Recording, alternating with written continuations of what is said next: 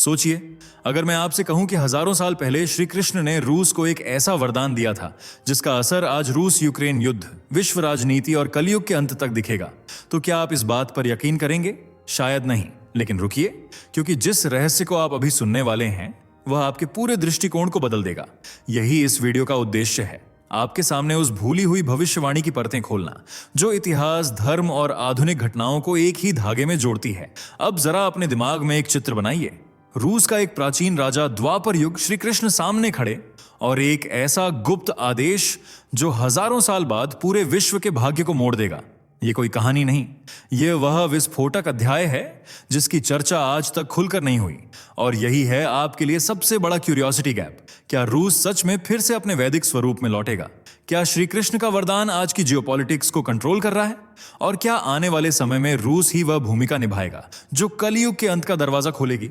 दोस्तों, से ये बातें सिर्फ सुनने के लिए नहीं, समझने के लिए हैं। क्योंकि अगर भविष्य मालिका में लिखी बातें सच होती रहीं तो आने वाला समय मानव इतिहास का सबसे चौंकाने वाला मोड़ हो सकता है।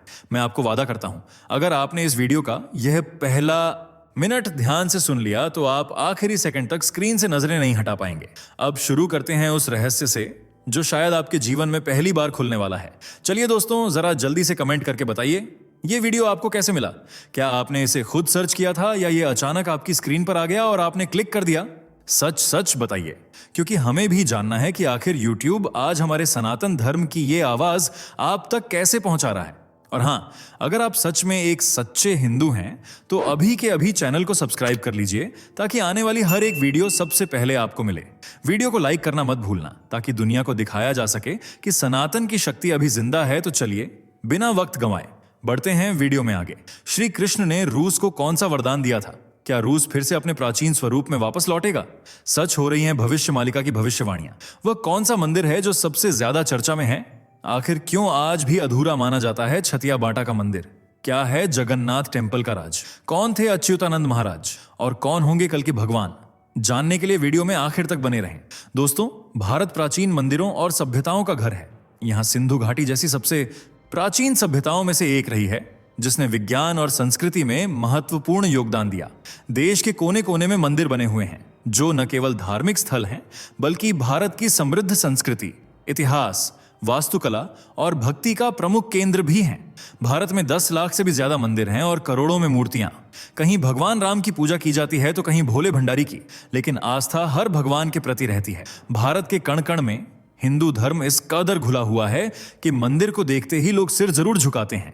यूं तो देश में यूपी का काशी विश्वनाथ, अयोध्या का राम मंदिर, जम्मू का वैष्णो देवी मंदिर, आंध्र प्रदेश का तिरुपति वेंकटेश्वर, गुजरात में सोमनाथ और उत्तराखंड में बद्रीनाथ जैसे प्रमुख मंदिर हैं। लेकिन पिछले कुछ सालों से सोशल मीडिया पर जिसकी सबसे ज्यादा चर्चा है वह है जगन्नाथ मंदिर।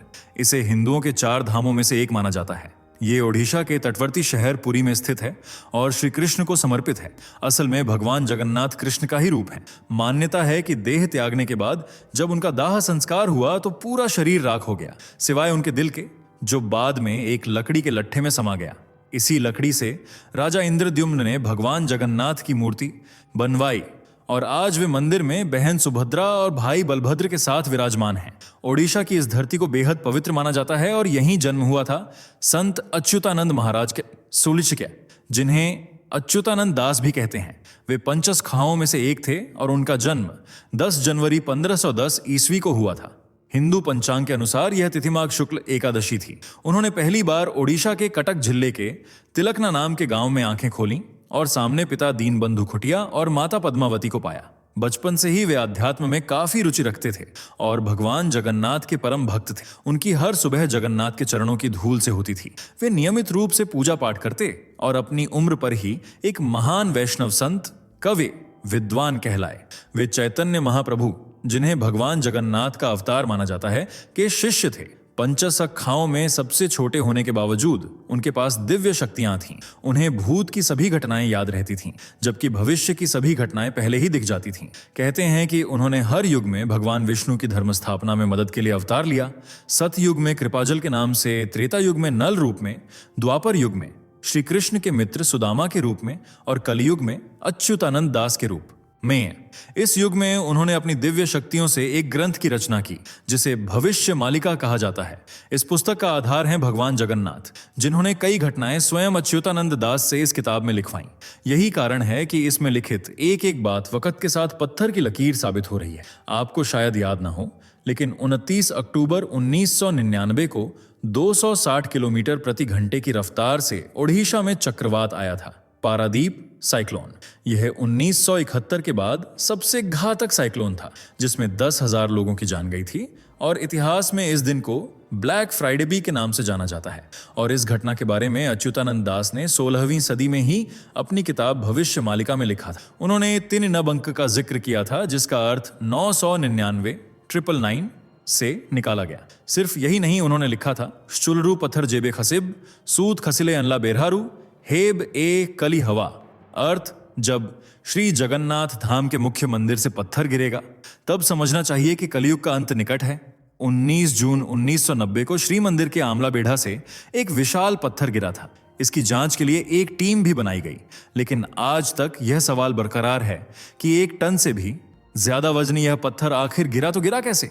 इसी तरह उन्होंने 600 वर्ष पहले ही फैनी तूफान, कोविड-19, जगन्नाथ मंदिर के ध्वज के समुद्र में डूबने, ध्वज में आग लगने जैसी अनगिनत भविष्यवाणियां की थीं, और ये सभी सच साबित हो चुकी हैं।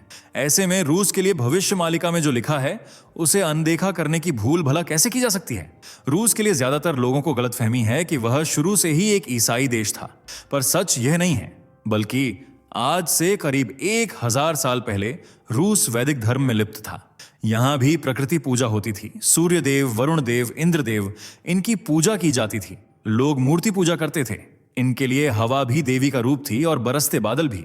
इनके बीच पेड़ पौधों और वनस्पतियों की पूजा का भी चलन था। हालांकि वे यह भी मानते थे कि प्रकृति को पूजने के अलावा भी कोई एक ईश्वर या अलौकिक शक्ति है जो इस पूरे ब्रह्मांड में हर चीज को सिस्टमैटिक तरह से हैंडल करती है। इनके बीच सबसे प्रमुख देवता थे विद्युत देवता, यानी बिजली के देवता, जबकि कोई भी संधि या समझौता करते हुए पेरून देवता की कस्में खाई जाती थीं। इनके धर्म को मुख्य रूप से स्लाव धर्म कहा जाता था, जिसमें पेरून, आकाश, गरज और युद्ध के देवता थे, जबकि वेलेस पशु और पाताल लोक के देवता। सूर्य देवता को ये हार्स या यारेरा जैसे नामों से पुकारते थे।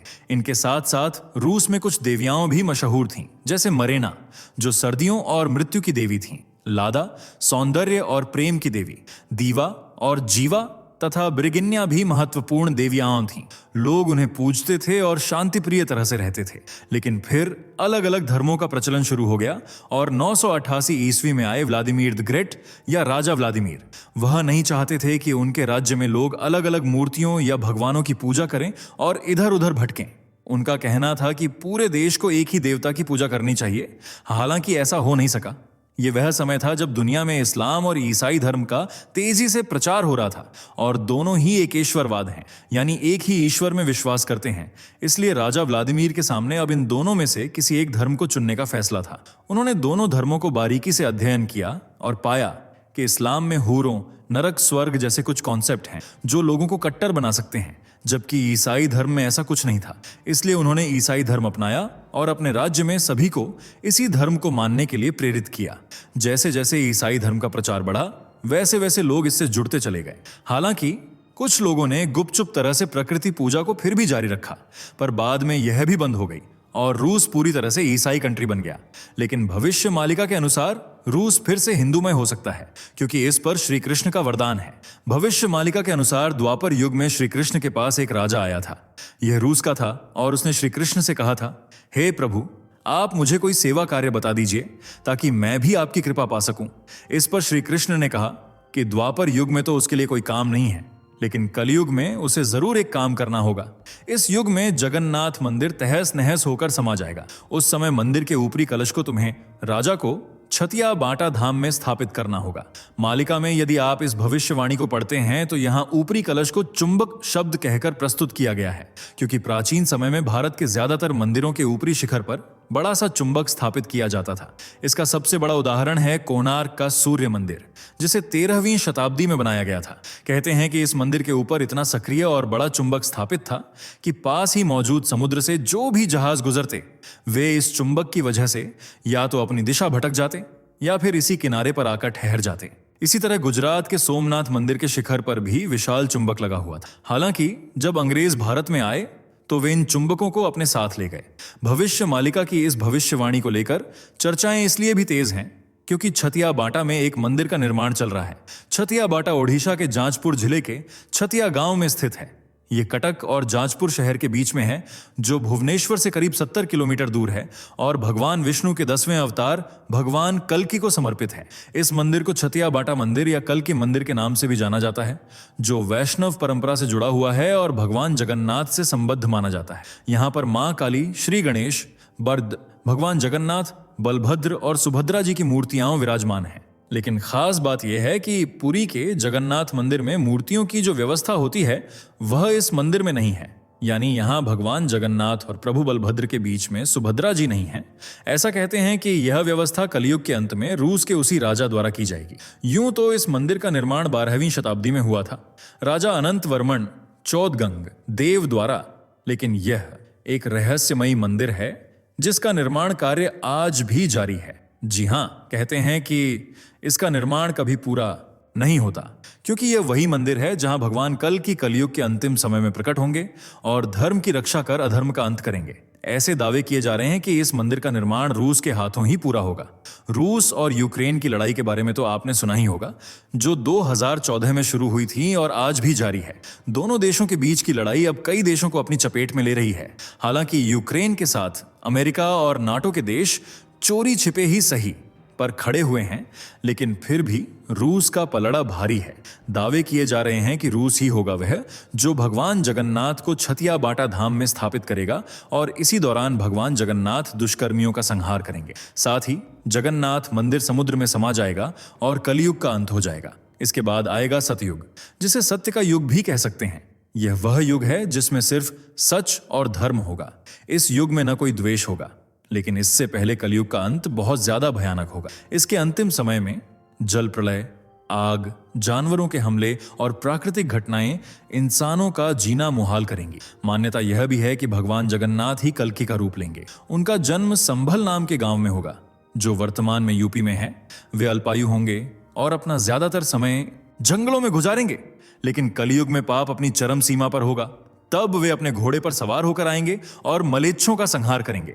इस महायुद्ध में वे कली रूपी दैत्य का सामना करेंगे और इस महायुद्ध में उनके साथ 7 चिरंजीवी होंगे। साथ ही महाभारत काल के वे योद्धा भी होंगे जिन्हें अपनी शक्ति दिखाने का मौका नहीं मिल सका था। सफेद घोड़े पर सवार भगवान कल्कि के हाथ में 12 हाथ लंबी तलवार होगी, जिससे वे पूरी पृथ्वी के निशाचरों को मारेंगे। इसी पल के इंतजार में छतिया बाटा मंदिर आज भी अधूरे स्वरूप में है। इधर यह मंदिर अधूरा है और उधर रूस यूक्रेन का युद्ध तीसरे विश्व युद्ध की तरफ जाता नजर आ रहा है और मालिका के अनुसार रूस अकेले ही पूरे विश्व की सेना पर भारी पड़ेगा। रूस और भारत की दोस्ती इस महायुद्ध के दौर में भी एक होगी। दोनों देश एक दूसरे की मदद करेंगे। खासकर रूस भारत की हर संभव सहायता करेगा और उसे दुश्मन देशों से बचाएगा। हालांकि इन बातों में कितना सत्य है और कितनी इमेजिनेशन, ये तो हम नहीं कह सकते, लेकिन इतना तय है कि कलयुग का अंतिम समय बहुत भयानक होगा और इस अंत के बाद जो युग आएगा वह शांति प्रिय होगा, जिसमें कोई एक ही विचारधारा लोगों को प्रभावित करेगी। वह विचारधारा सनातनी होगी या नहीं, ये तो वक्त ही बताएगा। वीडियो पसंद आई हो तो लाइक, शेयर करके चैनल को सब्सक्राइब और बेल आइकन को प्रेस करना बिल्कुल न भूलें। मिलते हैं अगली वीडियो में, तब तक के लिए बाय बाय और टेक केयर। दोस्तों, आपको स्क्रीन पर 2 और वीडियोस दिखाई दे रही हैं, जिसे देखने के लिए स्क्रीन पर क्लिक करें।